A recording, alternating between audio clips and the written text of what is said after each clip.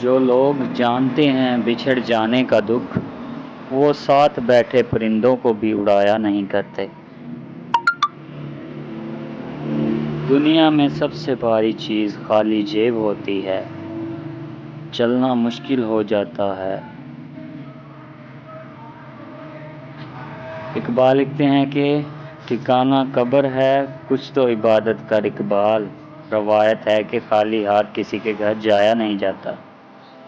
دنیا میں بولی جانے والی تمام میٹھی زبانوں میں سے سب سے میٹھی زبان مطلب کی ہوتی ہے۔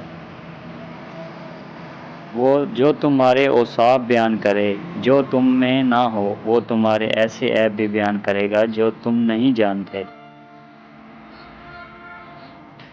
جو دل کے سچے ہوتے ہیں وہ اکثر اکیلے ہوتے ہیں۔